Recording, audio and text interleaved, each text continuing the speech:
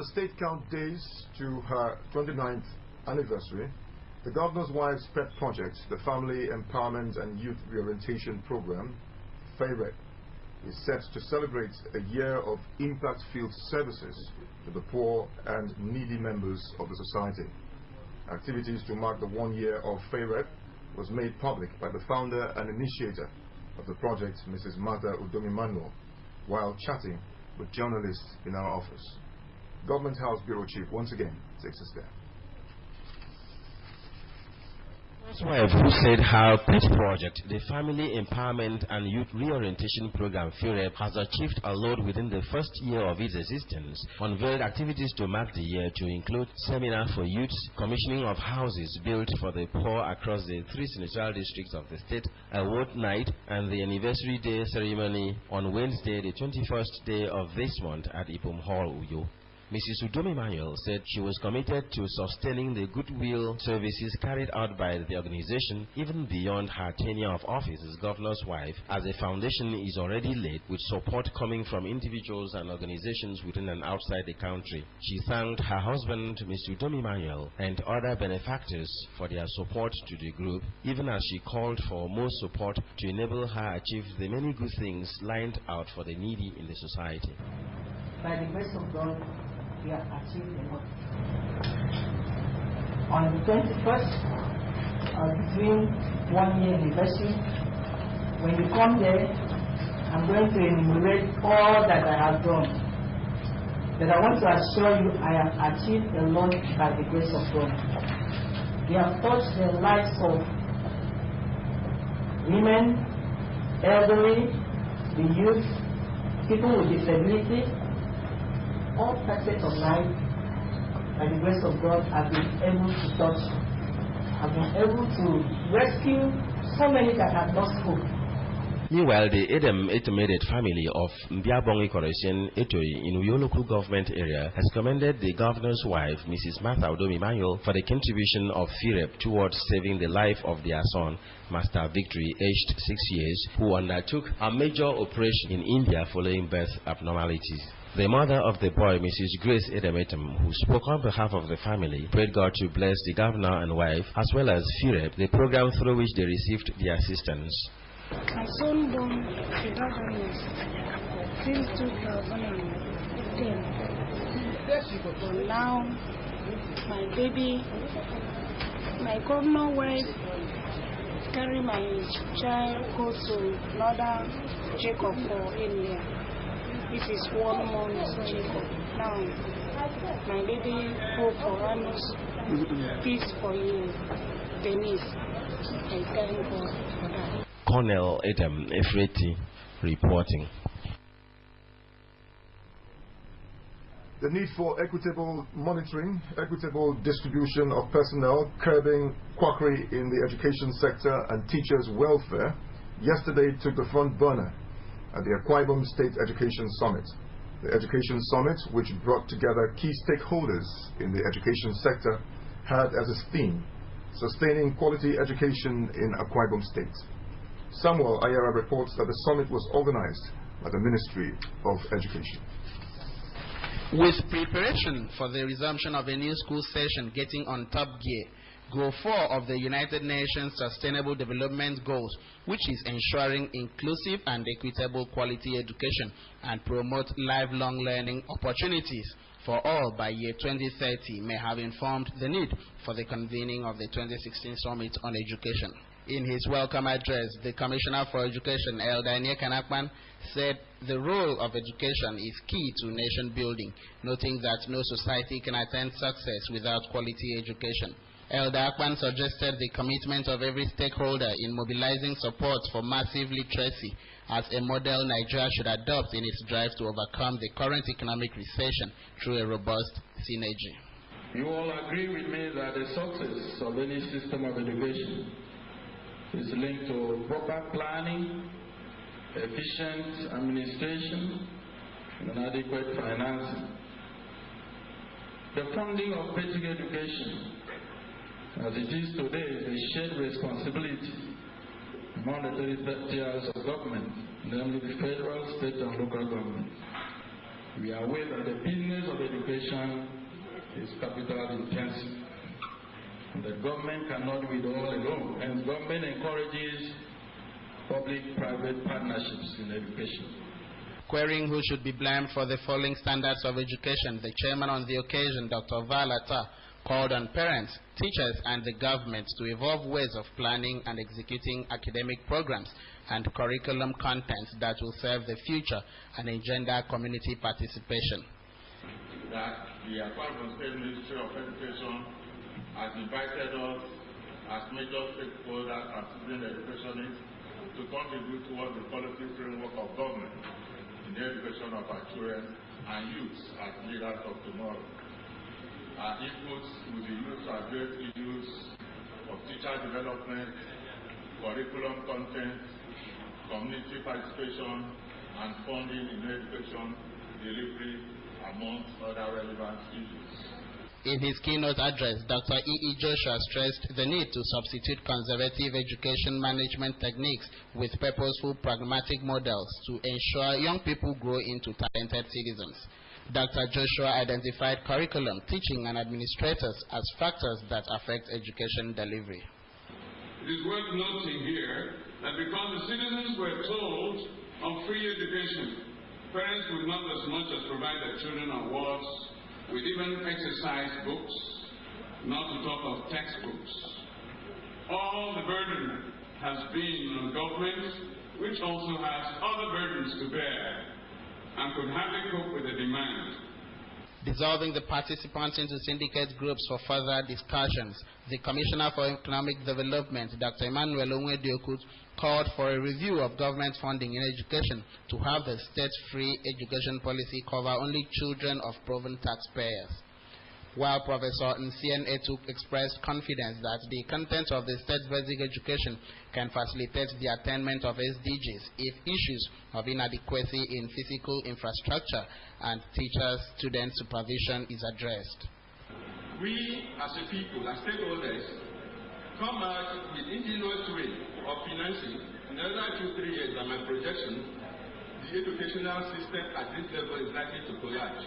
There's no way we can invest so much money into the education sector and you bring part to chapter the curriculum and you bring back. Several groups and individuals, including NLC State Chairman Mr. Et Mukbong, members of the State Executive Council, representative of private schools, and education stakeholders presented their goodwill messages. Samuel Ayara reporting. Yesterday was International Day of Democracy. The day was declared by the United Nations General Assembly in 2007 to promote and uphold the principles of democracy. As the world marks the event, AI Nopal takes a look at the importance of democratic rule and how the 2016 theme of the day, Democracy and 2030 Agenda for Sustainable Development, can be realized. Democracy, according to Abraham Lincoln of the United States, is defined as a government of the people, by the people, and for the people. But political philosophers like Aristotle defined democracy as a government under the direct or representative rule of its jurisdiction. Since democracy is a vital thing universally, in 1997, the Inter-Parliamentary Union, IPU, adopted a Universal Declaration on Democracy. That declaration affirms the principles of democracy, the elements and exercise of democratic government, and the international scope of democracy. This declaration gave birth to international conferences on the restored democracies in 1988 and entitled Support by the United Nations System Efforts of Government to Promote and Consolidate New or Restored Democracies, adopted by consensus on November 8, 2007. The same year, the United Nations General Assembly resolved that September 15 should be observed globally as the International Day of Democracy. The purpose of celebrating this day is to promote the principles of democracy, which is a universal value based on the freely expressed will of the people to determine their own political, economic, social, and cultural systems, as well as full participation in all aspects of democracy. It also provides opportunity for the review of the state of democracy in the world. But the question is, since democracy has been identified to be the government of the people, by the people, and for the people, what do people think of Eliezer Babatunde's assertion that the worst democratic government is better than the best military rule? Because in civilian setting, a lot of people are involved. You have a say. There's contributory ideas to build the nation.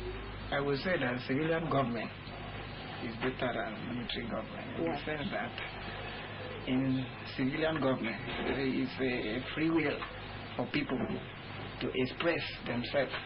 Even believe that God himself provided a democratic rule for us, because God does not compel anybody or does not force himself on anybody, and neither does he compel anybody to support him or to worship him. The freedom of speech, number one, and number two, you can bring up your innovations to the benefit of mankind. But in a military rule, you cannot do that. Democracy creates opportunity for people to express their opinion. I prefer democracy because it's the government of the people by the people and for the people. Records show that to achieve the 2016 theme of the celebration, democracy and 2030 agenda for sustainable development, a lot must be done. According to the people, the masses should rededicate themselves to democracy and dignity for all. There should be provision for access to justice for all, as well as accountability and inclusive institutions at all levels.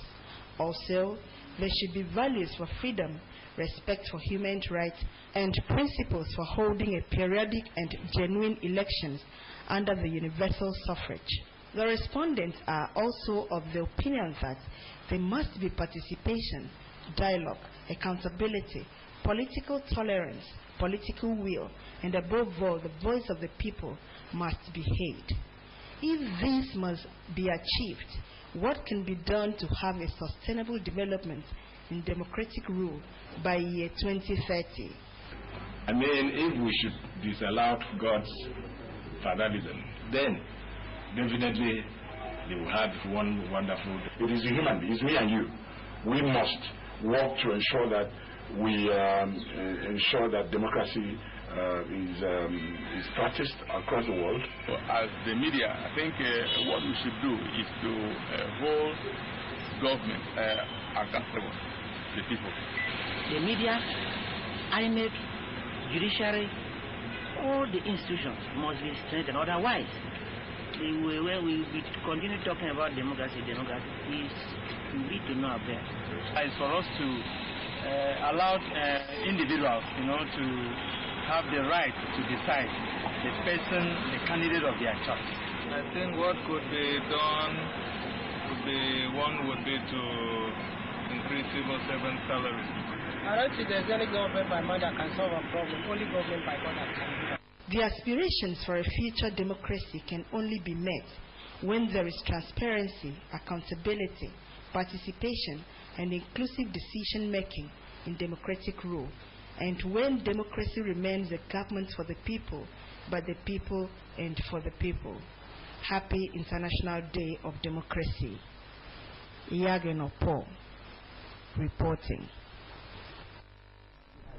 The State Ministry of Education has released 2016 examination results conducted for placement, JSS 3 certificate, as well as Senior Secondary 2 promotion and entrances into senior science colleges. A statement signed by the Commissioner for Education, Elder Anyeka Nakban, says of the 69,735 candidates that took the placement examination, 68,260 passed, representing 98%.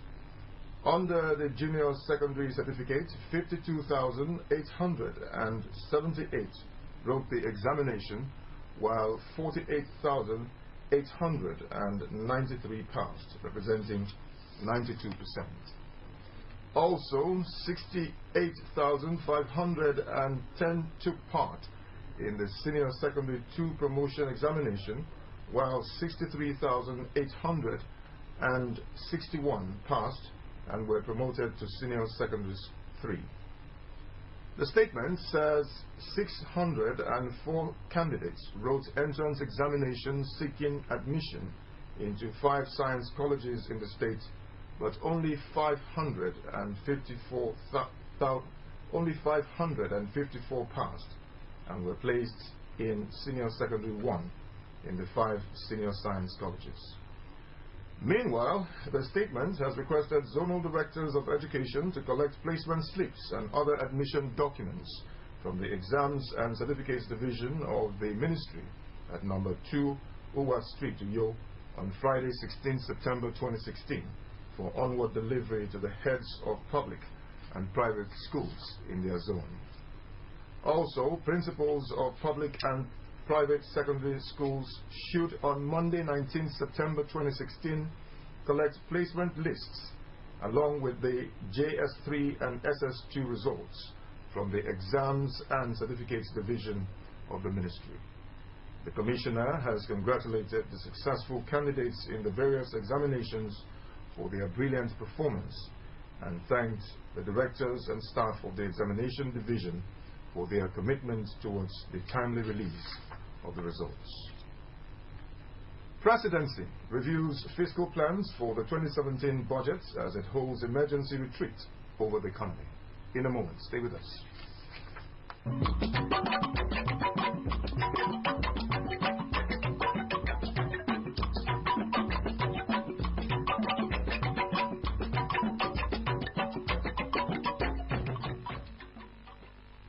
You're still watching AM News, and I'm Samuel Dofia.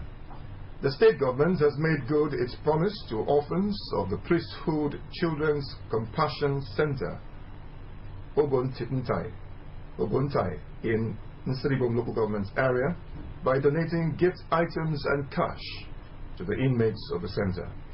The donation was presented to the inmates by the chairman of the Government House Executive Council Prayer Committee, Pastor Emmanuel Bassi. The report. Pastor Emmanuel Bassi, who while presenting the items, told the children that the items were purchased from offering raised during the Government House Executive Council monthly prayer meetings. Pastor Bassi said the gesture came as a response to the request made during the committee's previous visit to the center and expressed the hope that the items will make life better for the inmate. The chairman reassured the inmate that the administration of Governor Udom Emmanuel is passionate about the plight of the less privileged in the state and charged them to be of good behavior as well as study hard to become useful members of the society. The Bible says that we should owe no man anything except love. So we don't want to owe you, rather we have to show love. That's why we are here again this time, to redeem what we have promised. Receiving the items, the founder of the center, presiding steward Uyota Ntekup, and matron Mrs. Glory Ntekup expressed appreciation to the state government and the prayer committee for keeping their promise and pledged to make good use of the items for the benefit of the children, and prayed God to protect the governor and the prayer committee to do more for the people of the state. The governor loves us. The government takes us along. Thank God for this government. They carry the less privileged, the orphan. The Lord will never forget your love for this one in Jesus' name. We are happy because there are people over there who is remembering us. There are people over there who think about us. God in heaven has directed their footsteps down here. And we have nothing to say than to say, Jesus, you are worthy. The children earlier recited the Dakada Creed and rendered songs to the glory of God. The award and dinner night by Uyo Chamber of Commerce, Industry, Mines and Agriculture, Uyo CCIMA, earlier fixed for Friday 16 September 2016, has been postponed. A statement signed by the President, Uyo CCIMA, Obonwani Moisem, says a new date will be announced soon. The statement regrets inconveniences the postponement may cause invited guests and stakeholders. Akwa Ibom State athletes have been charged to be good ambassadors of the state during the National Youth Games holding in Ilorin, Kwara State from Thursday 22nd September 2016. The Commissioner for Youth and Sports, Monday Uko, gave the charge while addressing athletes who are in camp in preparation for the National Youth Games. The Commissioner noted that not all the states of the Federation will be participating in the 2016 Youth Games because of the economic recession, and thanked Governor Domi Manuel for making funds available for the Akwa Ibom State contingent to participate in the Games. Sir Uko said government has put everything in place to ensure a successful outing at the Games and called on athletes to reciprocate state government's gesture by winning medals at the Games. The Commissioner reminded athletes that the state finished second position at the maiden edition of the Youth Games in 2013, saying the state expects the team to go a step further by finishing first position at the end of the Games. Speaking earlier, the state's Director of Sports, Coach Aniedi Dixon, said a total of 109 athletes and coaches will be representing the state at the Games. The Presidency has reviewed fiscal plans for the 2017 budget as it holds emergency retreat over the economy. Team Nigeria wins more gold medals at the Paralympic Games in Rio. And Hillary Clinton's physician declares her mentally and physically fit to run for presidency. Mercy Akere has details of these and other national and international news. President Muhammadu Buhari, with members of the Federal Executive Council and heads of relevant federal government departments and agencies, have converged at the banquet hall of the State House, Abuja, for an emergency retreat over the economy. The one-day session, which had as its theme building interministerial synergy for effective planning and budgeting in Nigeria, provided the forum for the cabinet members to consider priority areas of the 2017 budget and to review prioritized projects and programs of ministries to fit into the 2017 to 2019 medium-term expenditure framework, and to discuss steps that are being taken to get the economy out of recession. The Central Bank of Nigeria, CBN, has advised states without a bank of industry to facilitate the establishment of one in order to speed up industrialization and other economic development across the country. Call was made by the Assistant Director, Development Finance Department of CBN, Mr. Babatunde Ogunleye, who was responding to questions from newsmen in Uyo. The Apex Bank also urged the organized private sector to partner with government to ensure that the Bank of Industry is established in their states. According to the Apex Bank, the Bank of Industry, which is an institution with the primary mandate to finance the processing of raw materials and industrialization of the nation, is better positioned to help the micro, small, and medium-scale enterprises in the country. As the United States Democratic presidential flag bearer, Hillary Clinton's health became a key campaign issue after she abruptly left the 9/11 memorial ceremony in New York. Her doctor, Lisa Bardock, has released documents with a letter stating that Mrs. Clinton is healthy and fit to serve as President of the United States. The documents released on Wednesday noted that 68-year-old Mrs. Clinton suffered from allergy flare-up this year, an ear infection which was treated with antibiotics and steroids, and has been diagnosed with pneumonia on Friday. She was forced to take a break from the campaign trail this week, cancelling scheduled trips to California and Nevada. However, she has resumed campaigning. Republican rival Donald Trump, in contrast, has announced he will discuss his health in a TV appearance after having declined further release of his medical reports since his last in December 2015. At the ongoing Paralympics in Rio, Team Nigeria has continued to put up spectacular performances. Nigerian powerlifter Josephine Orji created a new world record of the women's 86 kg powerlifting with a lift of 154 kg to win the gold medal. The gold medal is Nigeria's 8th, as at the last count on Thursday morning. And now to end the news, the top stories. Governor Dom Emmanuel has appealed to the federal government to refund the 140 billion naira used by state governments to repair federal roads in Akwa Ibom State. He made the appeal while inspecting the Ikorubo failed portion of the Ekparakwa-Ikorabasi road, linking the area to the east-west road. We also brought you a report that Team Nigeria has won more gold medals at the Paralympic Games in Rio. That's our package. You can also watch AKBC TV News online by logging on to akbconline.org or follow us on Twitter at AKBC45Yo or on Facebook at AKBC Channel 45. Thanks for watching. Have a great day ahead.